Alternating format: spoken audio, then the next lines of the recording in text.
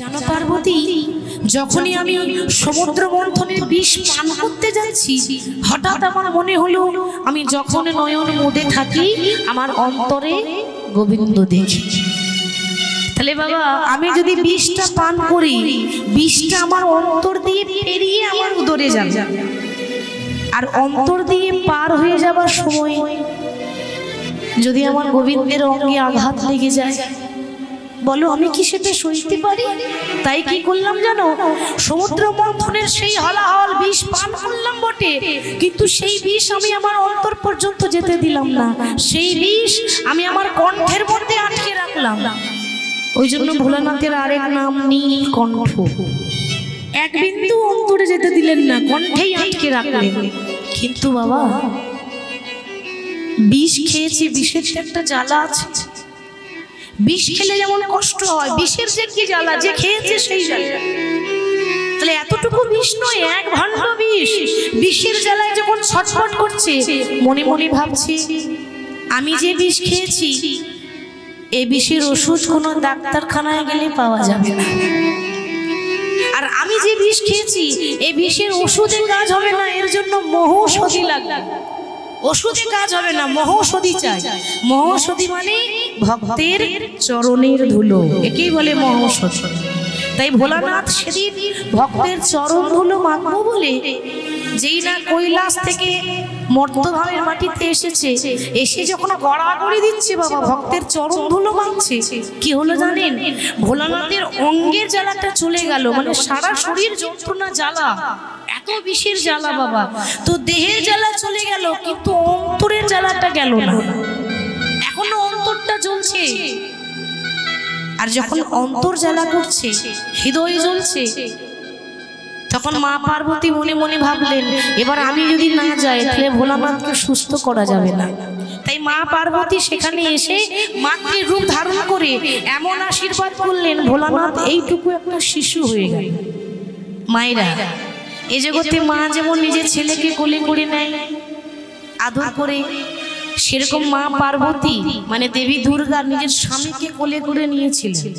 সন্তানের মতো করে কোলে করে নিয়ে মনে মনে চিন্তা করছে যে আমার স্বামী যে বিষ খেয়েছে, একমাত্র অমৃতই পারে বিষ কাটাতে, কিন্তু অমৃত তো আমার কাছে নেই, অমৃত তো ইন্দ্রের কাছে আছে। তাহলে কি আমার স্বামী ভালো হবে না? কেন হবে না? আজ থেকে আমি আমার স্বামীকে সুস্থ করে তুলব। কি করলেন? ভোলানাথকে কোলে করে নিয়ে মা পার্বতী নিজের বাম দিকে স্তনদুগ্ধ পান করিয়েছিলেন, যার সাক্ষাৎ প্রমাণ পাওয়া যায় আমাদের বীরভূম জেলার তারাপীঠ ধামে। তারাপীঠে দেশ বিদেশ থেকে ভক্তরা যায়, এমন কোনো ভক্ত নেই যে একবার তারাপীঠ যাবে না। সেখানে তারা মাকে দেখতে পায়, কিন্তু এই রূপটা সবাই দেখতে পাবে না। কেন? কোন ভাগ্যজন, কোন ভাগ্যবতী দেখিবারে পায়, কিন্তু ক্যালেন্ডার আছে, মূর্তি আছে, যে মা পার্বতী স্বামীকে কোলে করে নিয়ে স্তনদুগ্ধ পান করালেন আর আশীর্বাদ করলেন, পৃথিবীতে যত নারী আছে প্রত্যেকটা নারীর বাম দিকে স্তনদুগ্ধ হবে অমৃতের সমান। তাহলে মাগো, আজকে জানলাম যে ভোলানাথ যে অঙ্গে ছাই ভস্য মেখে থাকে, সবাই যেটা বলে ওটা ছাই ভস্য নয়, ওটা আসলে কি? ভক্তের চরণের ধুলো। ভক্তের চরণ ধুলো মেখে থাকে।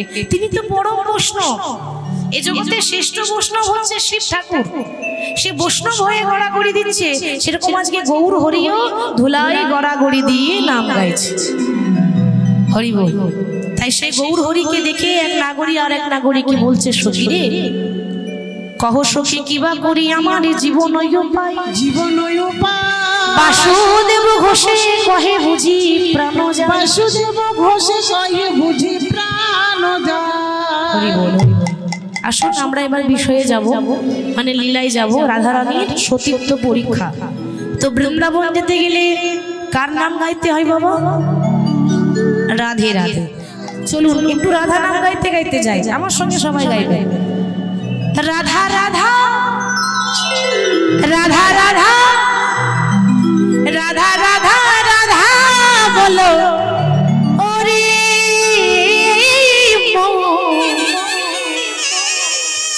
যদি যাবি, যদি যাবি, যদি যাবি মধুর বৃন্দাবন, আজকে আস্বাদনের বিষয় রাধারানীর সতীত্ব পরীক্ষা বা সতীত্ব প্রমাণ। আপনারা সবাই জানেন যে বৃন্দাবনে দুটো কুণ্ড আছে, একটা শ্যামকুণ্ড আর একটা হলো রাধাকুণ্ড। বা তো রাধাকুণ্ড তীরে প্রাণ গোবিন্দ আমার বসে আছে। রাধাকুণ্ড তীরে যখন প্রাণ গোবিন্দ বসে আছে, ওদিকে শ্রীমতী রাধারানী আমার প্রত্যেক দিন যমুনাতে জল আনতে যাওয়ার ছলনা করে রাধারানী কৃষ্ণ দর্শনে যায়, কৃষ্ণের চরণ দুটো সেবা করতে যায়। এবার যমুনাতে জল আনতে যাওয়ার ছলনা করে যেই না কৃষ্ণের চরণ তলে এসে বসেছে, আমার লক্ষ্য করুন, চরণ তলে বসলেন বটে কিন্তু রাধারানীর মন ভালো নাই। প্রাণ গোবিন্দ জিজ্ঞাসা করছে, রায় কি হয়েছে তোমার? এত কষ্ট করে এত ছলনা করে তুমি আমার চরণ সেবা দিতে এসেছো, চরণ ধরতে এসেছো, আর আমার কাছে এসে বসে আছো, কিন্তু তোমার মন ভালো নেই কেন? তোমার মনে কোনো কষ্ট আছে, কোনো যন্ত্রণা আছে? তুমি আমায় বলো। রাধারানী বললেন, না, এতদিন হয়েছে কোনোদিন তোমার কাছে কোনো অভিযোগ করিনি, কোনোদিন বলিনি আমায় গাড়ি বাড়ি টাকা পয়সা দাও, কোনোদিন বলিনি, সংসারের কোনো বস্তু তোমার কাছে চাইনি। কিন্তু আজ আমার মনে একটা দুঃখ, কি জানো? ভগবানকে ভালোবাসলে এত কষ্ট পেতে কেন দয়াময়? ভগবানকে ভালোবাসলে এত কাঁদতে হয় কেন? ভগবান বললেন, রাধে তুমি কি জানো না, এ জগতে যে করি আমার আশ, আমি তারই করি সর্বনাশ। ঠিক তো মা? দেখবেন যারা বেশি ভগবানকে ভালোবাসে, আপনি সৎ পথে যাচ্ছেন, প্রভুর চরণ ধরে আছেন, জীবনে অন্যায় করেননি, জীবনে কারো ক্ষতি করেননি, অথচ জীবনে যত দুঃখ কষ্ট জ্বালা যন্ত্রণা ভগবান আপনাকে দিয়েছে, কেন? ভগবান বললেন, কেন হবে না?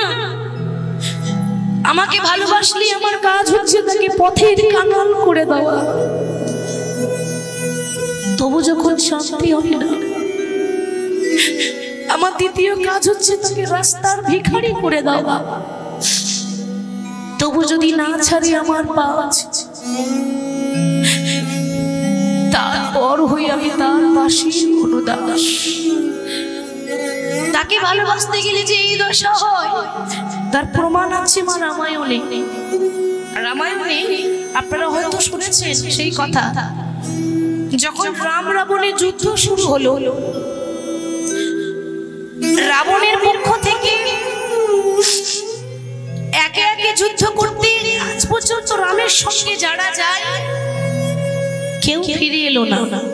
রাবণ বড় বড় বীর পাঠাচ্ছে, বড় বড় যোদ্ধা পাঠাচ্ছে, কেউ ফিরে এলো না। কেন জানেন? এ জগতে যে একবার চলে যায় সে আর কোনোদিনও ফিরে আসে না। যে চলে যায় সে আর সাড়া দেয় না। রাবণের দশাটি কেমন? ঘরের ভেতরে দরজা বন্ধ করে রাবণ বসে বসে কাঁদছে। দয়াময়, এ জগতে সবাই বলে আমি রাবণ, আমি ভালো না, আমি নাকি রামকে ভালোবাসি না, আমি নাকি রামের সঙ্গে শত্রুতা করি। প্রভু, কেউ জানো না জানো, তুমি তো জানো যে আমি তোমায় কতটা ভালোবাসি। সবাই নিন্দা করে, সবাই আমাকে অবহেলা করে, কিন্তু তুমি তো জানো যে রাবণের তার মন প্রাণ সব তোমার চরণে সঁপেছে। এটা উদাহরণ, সামান্য উদাহরণে কত জীব শিক্ষা আছে দেখুন। প্রভু, সবাই তো চলে গেল, শুধুমাত্র আমি পড়ে আছি। জানি না কবে তোমার হাতে মরতে পাবো, জানি না সেদিন আমার কবে বা আসবে। আর রাবণ যখন কাঁদছে না, রাবণের কান্নাটা একজন শুনতে পেল। সে কি? রাবণের বংশের শেষ সফল রাবণের ভাইপো, বয়স হচ্ছে 5 বছর, নাম হলো তরণী। তরণী ছোট্ট 5 বছরের ছেলে, ওমা ভালো করে জ্ঞান হয়নি। হঠাৎ শুনতে পেল যে ঘরের ভেতরে কে কাঁদে। যেই না দরজা খুলেছে দেখছে তার জ্যাঠামশাই কাঁদছে। তরুণী রাবণকে জড়িয়ে ধরেছে। জ্যাঠামশাই কি হয়েছে, তুমি কাঁদছো কেন? তোমার মনের মধ্যে কি কোনো যন্ত্রণা আছে? তুমি আমায় বলো। রাবণ বলল, খোকারে তুই বুঝবি না আমি কেন কাঁদছি, তুই বুঝবি না, তুই এখন অনেক ছোট। তবে তোকে একটা কথা বলতে চাই, যেদিন তোর জন্ম হয়েছিল না, সেদিন কোলে করে নিয়ে আমি সেদিন আদর করে তোর নাম দিয়েছিলাম তরুণী। তরুণী মানে কি বাবা? নৌকা। তরুণী মানে নৌকা। দেখেছেন নামটা কত ভেবে দিয়েছে খোকা। এই জগতে নদী পার করতে গেলে যেমন একটা নৌকার প্রয়োজন হয়, আমাকেও তো একদিন যেতে হবে। আর যেদিন আমি যাব ইহলোক থেকে পরলোক যাওয়ার সময় মাঝে যে একটা নদী পেরোতে হয়, বৈতরণী নদী, আমি যদি পেরিয়ে যেতে না পারি, ওরে তুই তো আমার সেই নৌকা, ওরে তুই তো আমার সেই তরুণী যে আমাকে হাতে ধরে এপার থেকে ওপারে পার করে দিল। ছোট ছেলে এত কি বোঝে? তরুণী বুঝতে পারছে না যে এই যাওয়া কোন যাওয়ার কথা হচ্ছে। ও জ্যাঠামশাই, তোমার কেউ নেই বলে তুমি কাঁদছো? ভুলে যেও না, এই তরুণী তো আছে, ছোট ছেলে, অথচ তার সাহস দেখুন, আমি তো আছি। কথা দিলাম আগামীকাল সকালবেলায় আমি যাব রামের সঙ্গে যুদ্ধ করতে। পারবি না? ওরে রামের সঙ্গে যুদ্ধ করতে গেলে, লড়াই করতে গেলে শরীরে বল দরকার, ক্ষমতা দরকার। তুই পারবি না খোকা। ছোট্ট ছেলে তরুণী উত্তর দিচ্ছে, জ্যাঠামশাই তুমি ঠিক বলছো, শক্তি আমার নাই, কিন্তু ভক্তি তো আছে। আহা, ওইটুকু ছেলে, তার মধ্যে কোনো পাণ্ডিত্য নেই, তার মধ্যে কোনো জ্ঞান নেই, কিন্তু অটুট ভক্তি। জানো জ্যাঠামশাই, আমার মা যখন রাত্রেবেলায় আমার মাথায় হাত বুলিয়ে ঘুম পাড়িয়ে দেয়, আমাকে শিখিয়ে দেয়, খোকা ভগবানের কাছে কোনোদিন শক্তি দেখাস না রে, তার কাছে যেতে গেলে যে ক্ষমতার জোরে নয়, অটুট ভক্তির জোরে যাওয়া যায়। তুমি শুধু আশীর্বাদ করে দাও, আমি যেন রামের কাছে গিয়ে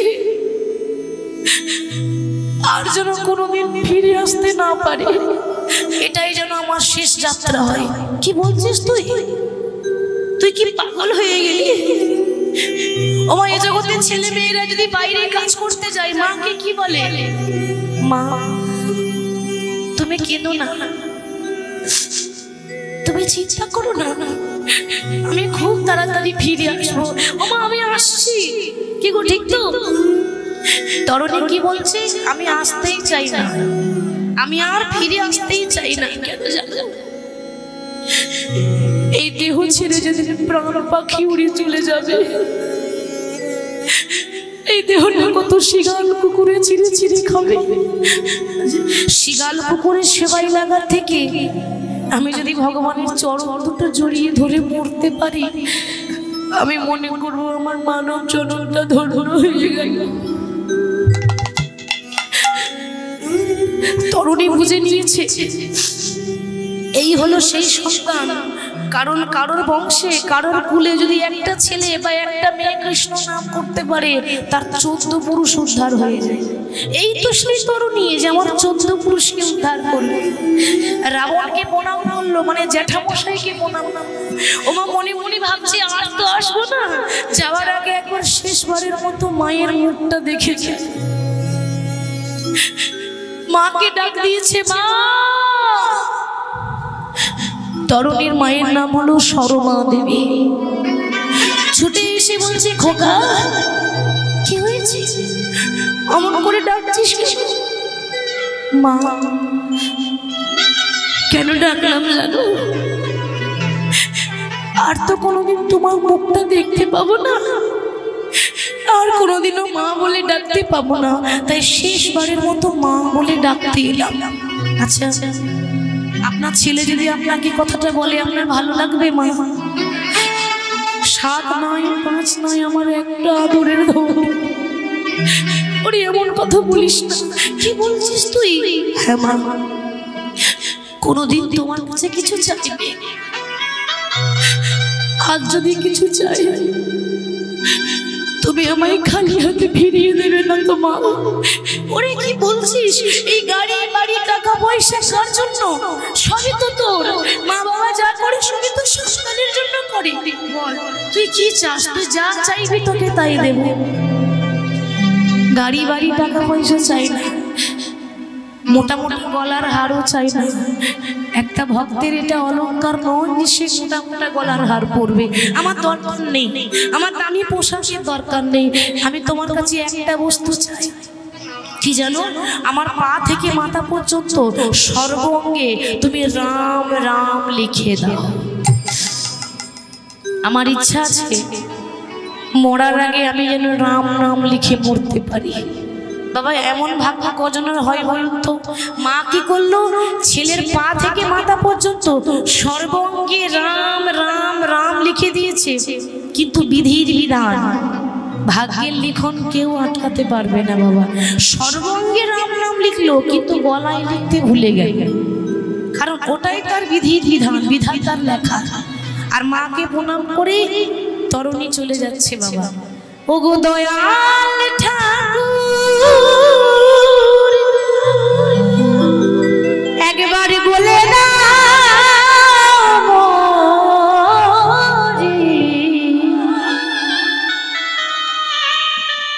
ওপারের ওই ঠিকানা,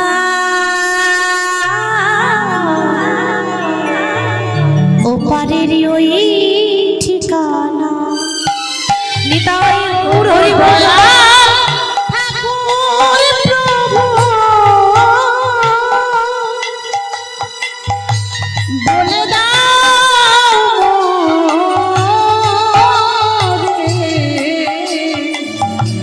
ও পারের ওই ঠিকানা, ও পারের ওই ঠিকানা। ওগো দয়াল ঠাকুর তুমি বলে দাও রে ও পারের ওই ঠিকানা, ও পারের ওই ঠিকানা। ওগো দয়াল ঠাকুর তুমি বলে দাও রে ওপারের ওই ঠিকানা, ওপারের ওই ঠিকানা। আমি সেই পথে ধরে একদিনে চলে যাব, আমি থাকিবে না অজানা ও পারের ওই ঠিকানা, ও পারের ওই ঠিকানা। ও দয়াল ঠাকুর প্রভু বলে দাও ও পারের ওই ঠিকানা, ও পারের ওই ঠিকানা। ঠিকানা খুঁজতে খুঁজতে ঠিকানা চলে গেল, মানে রামের চরণ, ওটাই শেষ ঠিকানা। যেই না বাবা রামের সামনে দাঁড়িয়েছে, সবে তো 5 বছরের ছেলে, ছোট্ট ছেলে, ক্ষমতা নেই, শরীরে বল নেই, শক্তি নেই, কিন্তু ভক্তি ছিল বাবা। তাকে পেতে গেলে জ্ঞান দিয়ে নয়, তাকে পেতে গেলে পাণ্ডিত্য দিয়ে নয়, তাকে পেতে গেলে বল দিয়ে নয়, ভক্তি দিয়েই পাওয়া যায়। যেই না রামের সামনে গিয়ে দাঁড়িয়েছে, রাম মনে মনে ভাবছে বাবা যে আমার সঙ্গে লড়াই করতে এসেছে, অথচ আমারই নাম সর্বঙ্গে লিখেছে, তে আমার ভক্ত নাই আমার শত্রু? এ হলো আমার পরম ভক্ত। কিন্তু মাগো এই তরুণীর মৃত্যু কিন্তু নামের হাতেই লেখা আছে।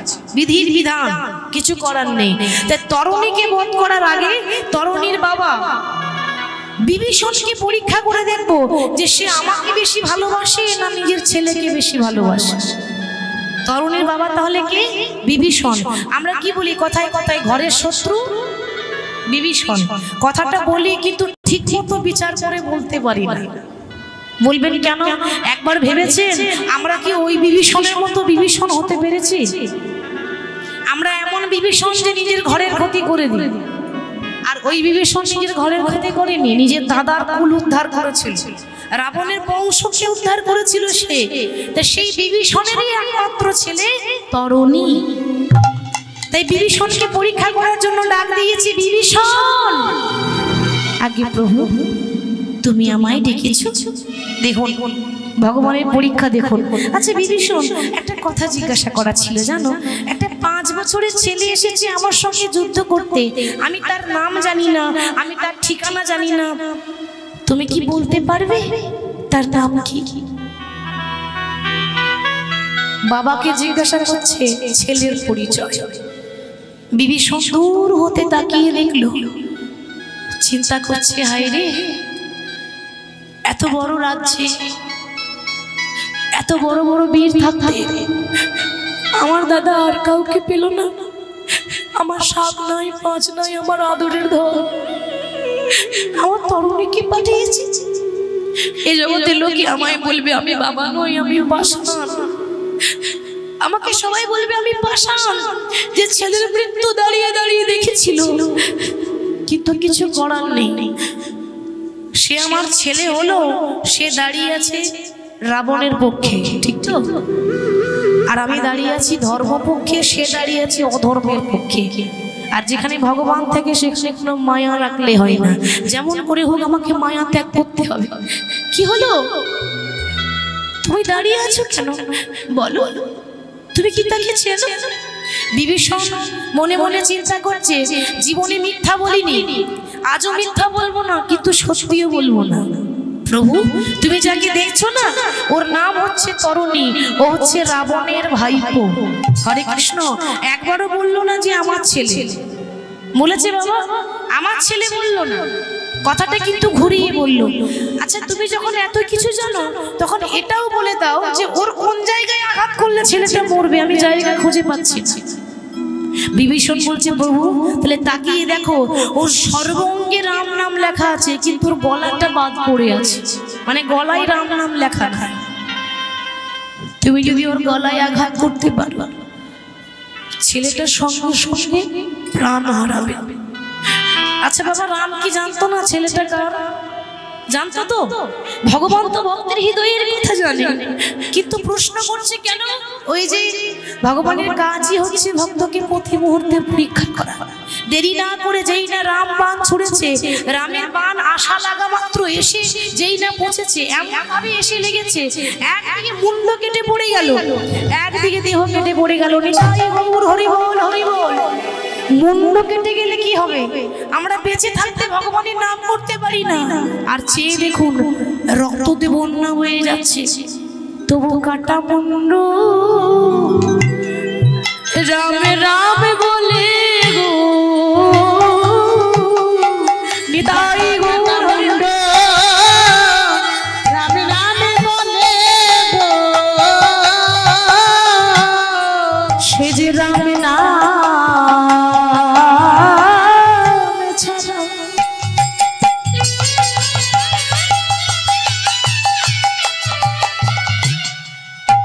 কিছু জানে না, কাটা মুন্ড রামে রামে বলে গো, সে তো রামে রামে ছাড়া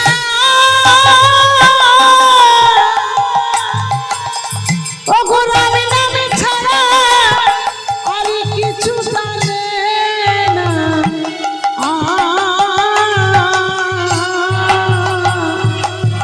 দেখো কাটা মুন্ড রামে রামে বলে গো,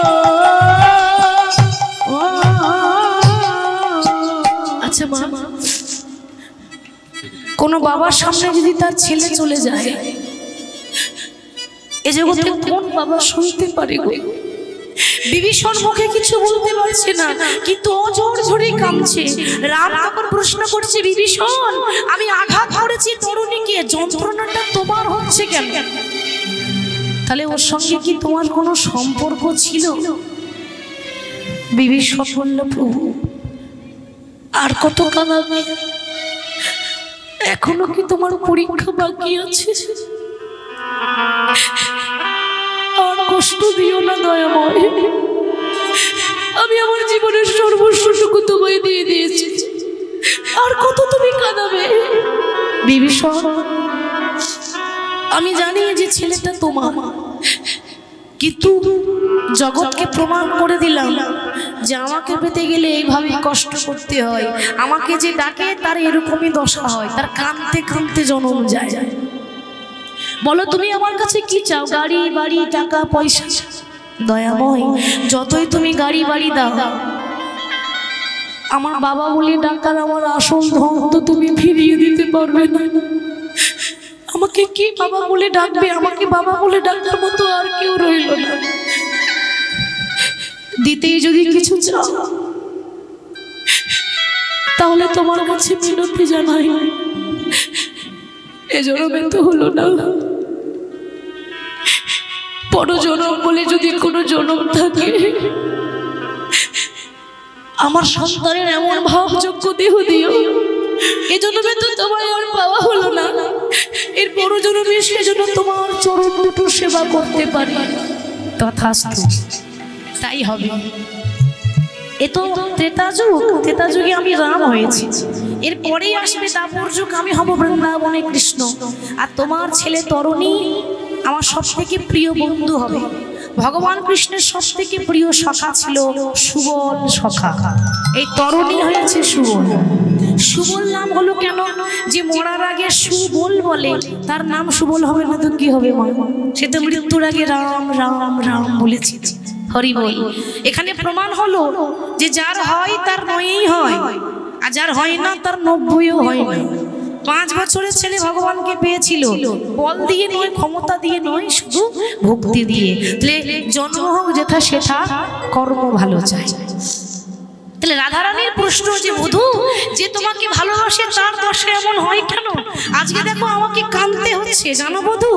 বধূ তোমার লাগিয়া এই কলঙ্কের মালা গলাতে পড়েছি আমি, বন্ধু তোমার লাগিয়া কলঙ্কের মালা গলায় পড়েছি আমি, গলায় পড়েছি আমি। ওই আমার বধূ,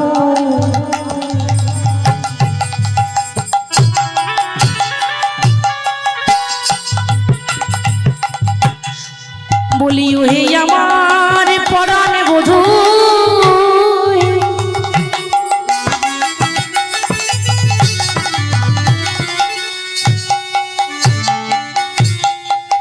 আমি তোমায় ভালোবাসি বলে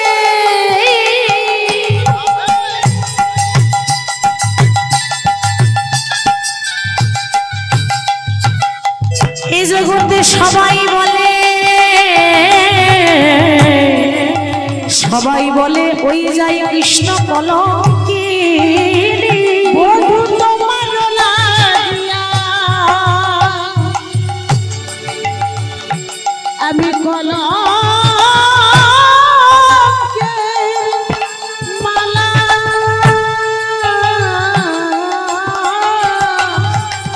গলায় পড়েছি আমি। এখন যাহাই উচিত তুমি করো হবে, ওহে জগতের স্বামী। তোমার যাহাই উচিত করো হবি, ওই হে জগতের স্বামী। যাহাই উচিত করো হবে ওহে জগতের স্বামী। বধূ আমায় সবাই বলে কৃষ্ণ কলঙ্কিনী। সবাই তাই গৌর হরি বল, সবাই বলে কলঙ্কিনী। আমি তোমায় ভালোবাসি বলে সবাই বলে কৃষ্ণ কলঙ্কিনী। আমি তোমায় ভালোবাসি বলে সবাই বলে কৃষ্ণ কলঙ্কিনী। ওহে জগতের স্বামী, ওহে জগতের স্বামী। জানো বধূ, আমি যখনই যমুনাতে জল আনতে যাই রাধারানী কৃষ্ণকে বলছে, আমাকে যারা দেখে আঙুল দেখিয়ে অঙ্গুলি হেলিয়ে আমাকে ঠাট্টা করে ব্যঙ্গ করে বলে ওই যাই কলঙ্কিনী। যখন শুধু কলঙ্কিনী বলে